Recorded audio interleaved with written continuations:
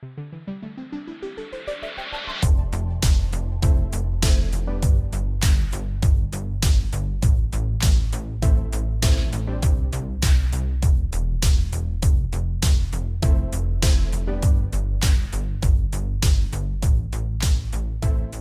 right, welcome back into Content is for Closers. I'm your host, Adam Vasquez. With me, as always, is Carlton Riffle on this weekly show where we talk about how marketers, entrepreneurs, business owners, and sometimes reporters and writers use content to start or run their business. Carlton, how are you doing? What's going on this week? I'm good, man. I'm good. Just recording a podcast. That's what I like to hear. What is our icebreaker before we get to the interview with Bradley? Yeah. So, Adam, I know you've been on hundreds and hundreds of podcasts before. You're pod famous, as Many, many they pods. say. So, is there a cool person or experience you've had on a podcast or related to a podcast? Somebody you've met? So the easy answer here is I got to be on, like, we produced Torrey Smith's podcast, but I got to be on it last NFL playoff season, and we just like broke down football, Yeah. which, Yeah, it was awesome. which was an all-time experience for me because I Adam love was that in so his much. element for sure. I just loved it. And the Eagles weren't even in it. It was a all-time experience. But aside from that, I would say when we first started this feed, it was called the Startup Show. We got some incredible guests that we had no business talking to. I mean, authors, writers, entrepreneurs, etc. And so one that I just personally really was a fan of that I reached out to and who came on our podcast was named Corey Gregory. And he is was and is the CEO of a nutrition company, and is also kind of like just a fitness influencer and somebody who I've followed for a long period of time. And he and his business partner spent like an hour and a half with us, just talking through business ideas, the combination of fitness and business, and all these different sorts of things. So it was just a really cool experience that he was willing to share his time with us that way. But what about you? Anybody that you've met in real life or on a podcast through content? Yeah, that's awesome. There's actually a couple different podcast experiences that I've had that have been pretty fun, but one that sticks out specifically because we're interviewing Bradley is I heard him on a podcast, a friend of mine's podcast that was talking about basically iOS and Mac tech, and heard that he wrote for 9 to 5 Mac. It was a really interesting episode about some things, so I just hit him up on LinkedIn afterwards, and we were actually looking at the time about moving to Chattanooga. And so I heard that he lived there, and I was like, "Hey, we're going to be visiting in a few weeks. You want to grab lunch?" And the rest is history. So Oh, cool. he gave Chattanooga a hard sell. It was good. I don't know if I realized that was because I think you stayed at my Yeah, house I actually during did. that. So, I did. there's just a Adam actually triangle had here. nothing to do with it. Yeah. He's It's like, funny because don't move to Chattanooga. I did not say that. There's no way that. Yeah, that's cool. Yeah, Bradley's a great guy. Really enjoyed the episode with him today. He's done, as we said in the open, a bunch of different things. But before we get to the conversation with him, Carlton, what's one thing you've heard this week that the audience will benefit from? Yeah, so kind of in the same line with what Bradley writes about with 9 to 5 Mac is just HomeKit automation. I know a lot of people are familiar with that, but I think there's some really neat things coming down the line. Just One hold on thing, real quick. Let me just pause for some of us who are less. Describe what HomeKit automation means. yeah. So you've got the HomeKit platform, which is Apple's basically their platform for developing products for the Internet of Things. So Mm-hmm. all of the HomePod Mini, that has it's basically a hub, functions as a hub as well, and that even your iPad can be a hub to execute different automations for things that are connected in your home. So anything from lights to we've got a few different things here. We've got like sensors, temperature sensors. We've got some I even have a thing underneath my bed that senses if I'm in bed or not. We've got all sorts of things around our house that are smart. So basically, what it does is it helps automate those things. So Bradley has written several articles about that, but another one is Matthew Casanelli. He's a podcaster, a blogger as well, and he has written several shortcut codes for HomeKit automation and different things on your iPhone or on your iPad. So he's a great resource for any shortcuts. There's some just really cool, quick things that he's made. So if any of you aren't familiar, Shortcuts is an app on your phone if you have an iPhone that lets you build like little mini workflows that will quickly let you do things. So Mhm. that's my pick of the week, as Love that. they would say. It's crazy because no one watching this show, listening to it, or listening to Bradley talk would understand just how deeply you are both nerds. But it's true, and I love the enthusiasm you have, and obviously that he has with HomeKit and all that kind of thing. I can barely, like Siri, I can't You just hardly work use Siri. light switch as like a Yeah, normal person. You just yeah. use your hand. The clapper is like my smart home The lamp, but OG smart home device. yeah. My have you heard? I went a totally different direction, but it is related to Bradley. I want to recommend free shout outs only. The book Falling by TJ Newman. So this is this is nothing to do with tech, nothing to do with content, but Bradley tweeted about it about, I don't know, 3 or 4 months ago, and how much he enjoyed it, how great of a book it was, and how he couldn't put it down. So I at the time was looking for something to read, I guess, and downloaded it on my Kindle and had read it by the next day, like the Wow. same time the next Next day. thing you It know, it's a was good book. so good. Is it Yeah, and it's just fiction? like if you need, it's a fiction book. Yep, it's a fiction book. It's written by a former airline employee, and I'm not going to give away the plot, but it has to do with flights and all these sorts of things. And if you just need a great, like, listen, daylight savings time just happened. You just need a book to sit down with and forget about everything for like a day. For some reason, you have that amount of time. I would highly recommend it. It's not going to necessarily teach you anything, but it's going to be a lot of fun. So check that book out.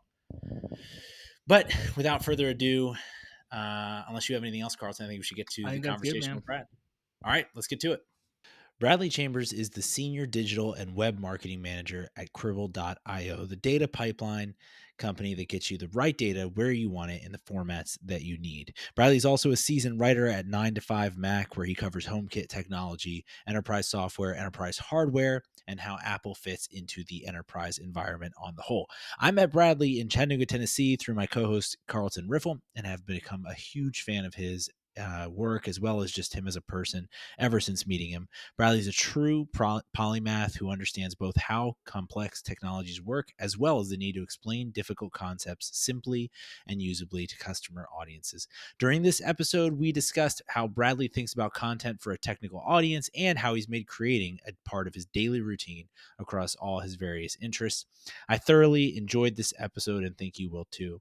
Let's get into it with the guy who works 9 to 5 and a whole lot more, Bradley Chambers.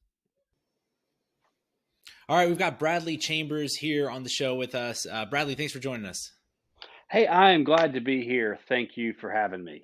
Yeah, of course. So Bradley is the Senior Digital and Web Marketing Manager at Cribble.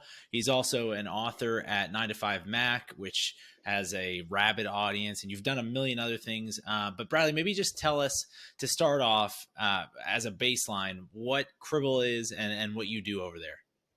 Yeah, Cribble is a neat story. And unless you run in the industry that we kind of play in, which is we sell to DevOps and IT people, you probably have never heard of Cribble and you may never hear of Cribble.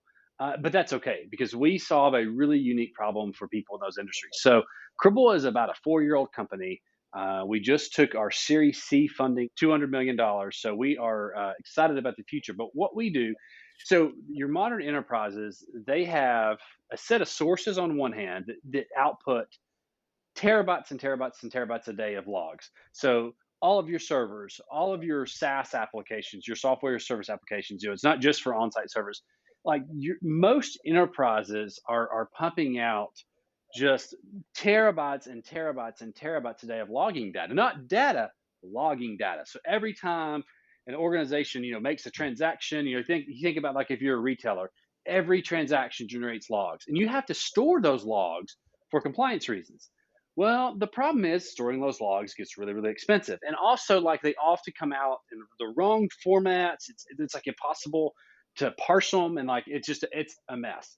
Well, so what we do is we set between all of your sources and then all of your destinations. So a lot of the times, let's say you've got this like one set of logs that like you want to put into your log analytics tool, but it's like in the wrong format.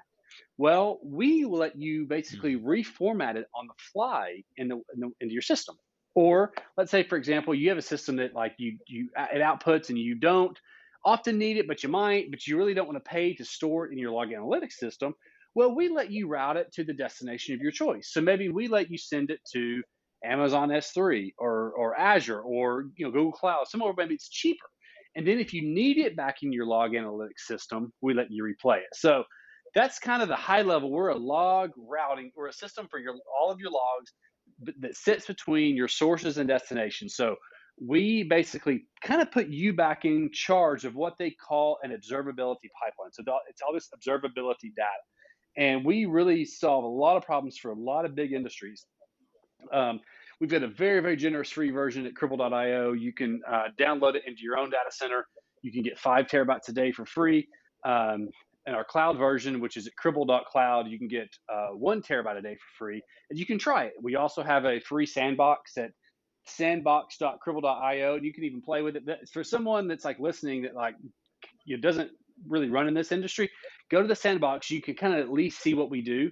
But like we're in a situation like we had this product that's like just a breath of fresh air for a lot of DevOps and IT professionals because they had problems that like before Cribble and before our main product Logstream, there was no solution for it. And so it's a really fun environment to be in. Yeah, obviously a super technical solution. I'll also link in the show notes. Well, I think one of your investors you tweeted wrote a Medium post essentially explaining in layman's terms why he made the investment in Cribble, why his fund did, and also explained to me at least what Cribble does. So that was super helpful. But being a technical solution like you all are, you have to have a different content theory, a different content strategy, and this relates a lot to the audiences that listen to this show who may or may not be in data and infrastructure and things like that, but have a technical solution that they're selling. And I know you have a unique perspective on how to do that effectively. Can you talk a little bit about that? One of the things that we realized at Cribble is, again, our audience is highly technical. I mean, obviously, like, business professionals do come to our page. But most of the time, like, we start, like, our first discussion with a customer, first time a customer hears about us, is it's going to be, again, a highly technical person. Well, when highly technical people come to a website, they kind of don't want the marketing spiel. They want to look at Mm-hmm. your tech docs and they want to see the bits. Like, okay, tell me technically how does this work? What does it do? And then let me try it. So they want to like, not read the marketing bluff, the puff pieces. We don't have those, but like that's what they don't want to be marketed to. They want to see how it works. And so one of the strategies like we try to do, like with our blog content, for example, we don't try to spend a lot of time telling people what we do. We show them. So like we'll do a blog post, and one of the most popular ones is how to improve performance of your Splunk environment. Splunk is a popular log analytics tool. So we kind of just break through, hey, here's how you use Logstream to improve Splunk performance. Well, this blog post is like super long, super detailed, tons of pictures, code you can copy straight into our product and use. And we're showing you how to improve Splunk, how to improve your Splunk environment. So again, we're not just saying, hey, we can do that at Cribble. We're saying we can do that, and here's how you do it. And it really impacts how we promote our webinars as well. So like, for example, we had our big release of like, we had a big kind of point release in August, and we called it our August update to Logstream. So our product manager over Logstream, our head of product, he was hosting a webinar for our customers. Well, he had, most webinars, they're going to be 15, 20, 30 slides. They're talking through all the exciting announcements. No, that's not what we did. He had 4 slides, worked through it from a high level, hit Command H, hit it, brought up his own instance of Logstream and says, hey, I'm going to show you how these new features work. And we actually had I'd never seen this in my life. We had a webinar that grew in its audience the longer it went on. I mean, it never happens that way, ever, ever, ever. But it's because Wow. again, we know who we're Yeah. selling to. Like we're not trying to market to you. We had this awesome product. We just want to show it to you and get your hands on it because we know that as soon as you get your hands on this product, you will be running to purchase it, whatever you need to do, because it solves a real problem. So we just, again, we want to get you, again, our audience, they want to see it in action. They're used to seeing, marketing pieces about how this software is going to change their life. And we're in a situation that says, no, our software is life changing for your business. So we just want you to try it. Yeah, I love that. I think show and tell is such a underused strategy when it comes to, especially technical solutions or complex solutions like you're talking about. But I do wonder how you would, like with traditional content marketing or a more, whatever you want to call it, consumer, direct to consumer type model where you're creating or producing some type of story and then distributing it. There's pretty easy measurement as to is this working or not. How does that relate to a more show and tell model? Like how do you all think and do measurement? Well, it's tricky because we don't sell widgets. So like if you're a consumer focused product and you're trying to get somebody to download an app from the app store, and you can you can track that very easily to see, is this blog article converting? That's very easy Mm-hmm. to see. And now we can sort of see that, like we can see what they do, but like our sales cycle can be long. I mean, like it's like someone hears about it the first time. They may try it in the cloud for a little bit. They may use the sandbox, and then they may say, okay. And another thing to consider too, a lot of times the people that are installing our software don't have like necessarily like the authority to hook up the sources. Maybe all the sources of their organization are something somebody else controls. So they have Mm. to get approval to hook those up to try in the demo. So like it can be a long process. And so it is a challenge to kind of say, okay, did this content convert? Yes or no? It's very much a challenge. But our kind of goal is like, look, we know our product's awesome. We we know we're going to make really good content, and we're going to explain how to use our software, how to get more out of it, and then to really trust that like as our business grows, that strategy is paying off. Yeah, makes sense. And it seems like from what you've told me, the measurement side of things can change and has changed based on even just stuff that's out of your control, regardless of the solution that you're selling, but more like GDPR, the way that cookies are handled today, and all of that sort of thing. So how, first of all, explain what you mean when you were referring to that, because I think some people may or may not be familiar with all the changes that are going on, but also explain how that affects the way that you view measurement and how you all talk about that internally too. Yeah, this is a problem that it's going to be a reckoning for a lot of marketers. And if you're not thinking about it, you need to be talking about it. Certainly to the people you report to, that the lovely analytics tools that's showing fine tooth combs of how your website's performing, all this hot jar data that you've loved for years showing how people are clicking, that's probably going Mm-hmm. away. You're seeing that with, you got the GDPR over in the EU. California has a very similar law, and it will come to every country very, very soon. I predict in the next 3 to 4 years, you'll be in a situation where you will not be able to basically set cookies on people's computers. I mean, you're seeing that when you go to a website now, Wow. it's like pops up. It's like, do you want to? Can here's basically the privacy policy. Can we set cookies? And today the people that are not as technical, they just like click whatever lets them see the page. Or our audience is very much more technical. They're probably already using ad blockers or content blockers that's blocking things like Google Analytics by default. They know hit reject on those now. So as a marketing person, I hate all these changes. As a consumer, I Mm-hmm. love it because I'm very privacy focused. I use DuckDuckGo as my search engine. I am like, I don't want anything to track me. I'll be honest with you. There are times I would just assume not have a cell phone and live off the grid. I think that would be nice. So, but I Mm-hmm. have to balance. It's like, so it's coming. We're going to be in a cookieless world. So you're going to kind of have to start understanding like your stats and how you measure that may change. So one of the things we do is like we have Jetpack running along our WordPress instance, which most people are familiar with Jetpack. It's also owned by Automatic, the company that makes WordPress. Well, it gives us another kind of small basic stat line like page views, time on page, um, pages per user, just like some basic stuff that we use to compare against our Google Analytics data. And so, and our stats have started changing. And and it's like you're going to have to kind of adjust what your expectations are because your site may be growing, but your stats may show a different story in Google Analytics. So you really are going to have to kind of more have different ways of showing success for your website, particularly because again, the reckoning is coming when every user is going to be presented with that consent, and who knows what kind of consent may come to the US. It may be have to be very very plain, and there's good solutions out there to help you manage it. One Trust is one that comes to mind, but there's multiple solutions that kind of help you manage cookies on your site. And so it's really weird because it's a situation's not like how do I set more cookies, but how do I keep cookies from loading until I have consent from the user.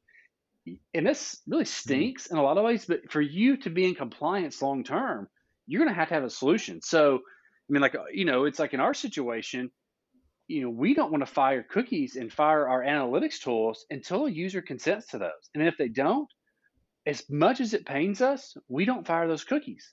And it's painful as a marketer to be in that Right. situation. Yeah, and so just to like say it in very plain speak, what you're describing is taking Jetpack or whatever the equivalent is for the CMS that somebody might be using, and using that as kind of a general baseline for some of those main analytics, and then so if you see a dip in Google Analytics because of this cookie issue, just double checking that maybe it's not actually a dip in traffic or consideration or consumption or whatever. Maybe it's just that your audience, especially in your case, is savvy enough to say, no, I don't want you tracking me. So that didn't get captured in the Google Analytics. That's essentially what you're saying, right? Yep, and it's not just your Google Analytics. It's again, it's things like Hotjar that measure, where people clicking, so you can know like what kind of, if you're A/B testing where a button's at. Like it's that kind of stuff you may or may not have Yeah. access to long term. And again, I know the web will evolve. I'm sure Google will evolve their tools. They're obviously very aware of this. It's just it's something that you're going to have to be aware of as a marketer. That like the traditional ways you've shown measurement and the traditional tools are not always going to be there. It may not always be the same kind of going forward. Yeah, I think it's a great point, and it also just alludes to a bigger point on measurement, which I think often gets lost in these things. So often, marketers and business owners get stuck on: have we converted into dollars? Have we seen a major sales push or something like that? And there's all these different things that uh, ladder up to that big conversion, so to speak. So making sure that you understand what those measurement tools are they even accurate to your point with this specific scenario, or is there something else that you need to be looking at to determine whether your content is successful or not? That's a great conversation to be had internally. But switching gears for a second, I know you obviously spend a lot of your time working on Cribble, but you do a bunch of different stuff. You write, you read, as we were talking about before the interview here, and so I was just curious, as a content maker, as a creator, as a marketer, whatever you want to call it, what's one of the pieces that you or pieces or just pieces of content or whatever that you're most proud of, and that could be at Cribble or elsewhere. The piece of content I'm probably most proud of is my HomeKit series on 9 to 5 Mac. I kind of write these on the weekends. These are kind of like, passion of labor of love or something for me. But I love smart home technology, Right. and HomeKit is Apple's framework where you can say, hey, I'm going to take this light bulb from this vendor and this outlet from this vendor and this door lock from this vendor. And they, as long as they support HomeKit, they all can work together. And so I love kind of reviewing products. And so I every Friday I basically review a different HomeKit product or kind of go deep into something with HomeKit or just talk about what HomeKit should do. And it's been fun. I've met a Sure. lot of interesting people.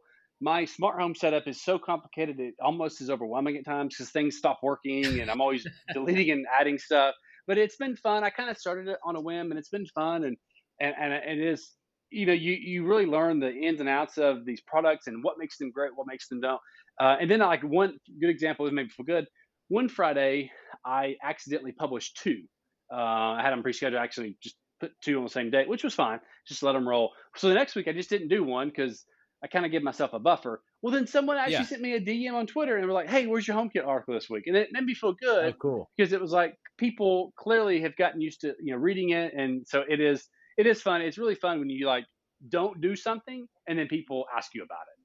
Yeah. Oh, that's the best. I mean, sometimes you can feel like you're shouting into the void. So I'm sure that that felt Right. confirming, affirming. Yeah. Yeah. We love finding different ways to match hobbies with production, I guess you could say. And I think that's a great example. You've done it in multiple ways over your career. So really, really enjoy that. All right. Last question we ask every guest here on the show is if you, this could be in your role at Cribble, or this could be 9 to 5 Mac, kind of wherever it's appropriate. But if you were donated $150,000 worth of budget that had to be spent on content or growth, where are you allocating that? How are you thinking about that? Or where's that fitting in the budget?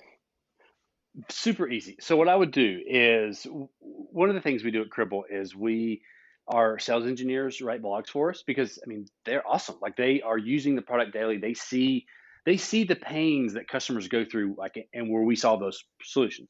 So like they're nose to the ground.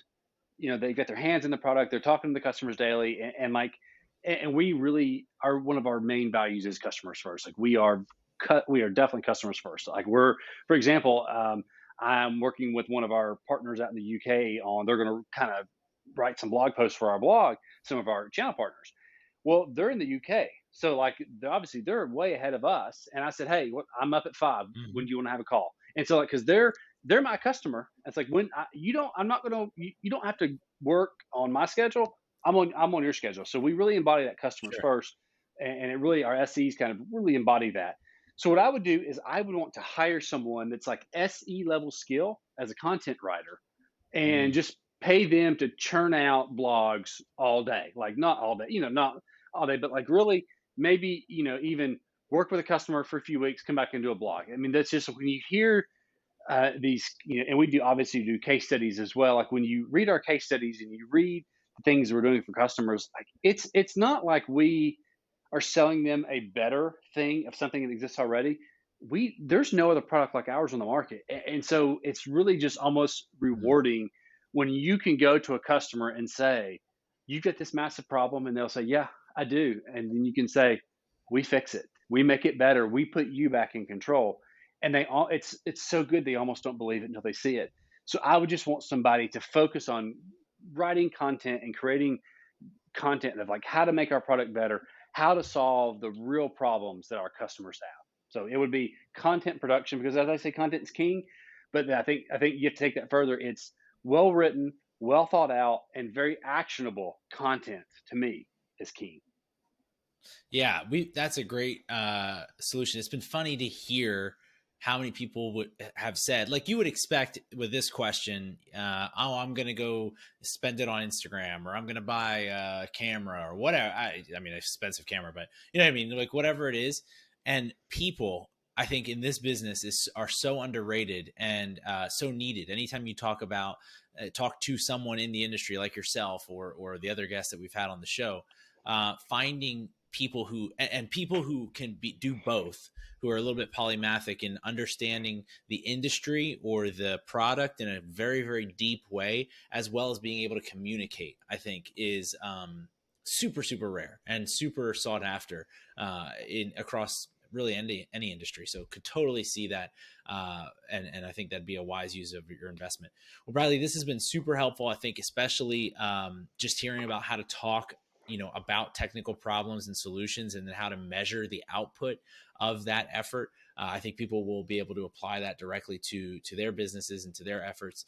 If people want to follow up with you or just kind of keep track of what you're doing, what's the best way across all the different things that you do? I am on Twitter at Bradley Chambers, and I am on LinkedIn. And I'm going to say, Adam, you posted something on LinkedIn yesterday, the day of this recording. You said I don't get on LinkedIn much, but so I'm going to tell you, you if there's one social network you got to lean into as a business owner, as a marketer, it's LinkedIn. I 8 years ago, 10 years ago, I thought LinkedIn was worthless. I am more bullish on LinkedIn as a platform to reach people, especially in the B2B space, if any social network ever invented. Like Twitter, I love Twitter for a lot of things. Twitter has gotten different over the past couple of years. It's gotten very political. It's a lot of stuff. LinkedIn is everybody's on their best behavior because they know basically it's the resume too. And I love one of the I'll say, like, I get so much industry news from LinkedIn because you could follow, like, for example, I always like to see what's the latest with Spotify. Well, you can follow Spotify as a topic, and it just like weaves in articles that people have shared about Spotify that are like sort of in my network.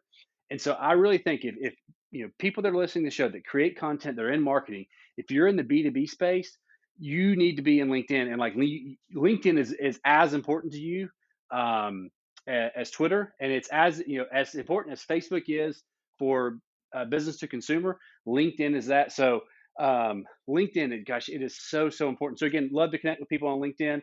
And then I obviously write for 9to5Mac as well. But our website for Cribble is cribble.io. Yeah, you're right. I need to give it another chance. What happened there is I got on LinkedIn probably whatever 10 years ago, and my first probably 5 years of experience on there was just being hawked by salespeople, their product or their, and usually by what not good salespeople, like people who had done very little research or knew what I ever did during my career, and honestly selling me duplicative products or services to what I did. So what maybe I'm just looking in the wrong places. It sounds like that following topics thing is a good tactic to help curate the experience a little bit. Any other LinkedIn tidbits as I go away and try to maybe use it again? Well, I'll give you. It is you are going to get people selling you stuff over your direct messages. I get that, and especially now that our company has done its Series C funding round, it amps up big time. But yeah, just again, kind of Sure. make it as part of your daily social routine. Again, follow companies, and follow and then follow topics. But also follow companies you're interested in. I find just LinkedIn's algorithm, again, they're owned by Microsoft. LinkedIn's algorithm does a good job of showing me relevant content to things I'm interested in. And then I feel like their ads are also relevant for me being in business. Like I just, it's a nice place. And again, people are on the best behavior. Like there's no political stuff. I got enough of that in my life. I just want business content, and LinkedIn's where I go to get that now. And it's, again, I'm the same way. Like, I'm not looking for a job. All right. I don't want to be sold stuff, but I have found it invaluable for keeping up with the latest business trends, keeping up with what, kind of what's late. It's been awesome. All right, this is good to hear. To be honest, I've given it no thought, so I will give it some effort, give it some time, and maybe we'll have to catch up on another episode on how that's going and how we're using LinkedIn more effectively. But yeah, appreciate you, Bradley. Thanks for joining the show, and we'll catch up soon. Thanks, Adam.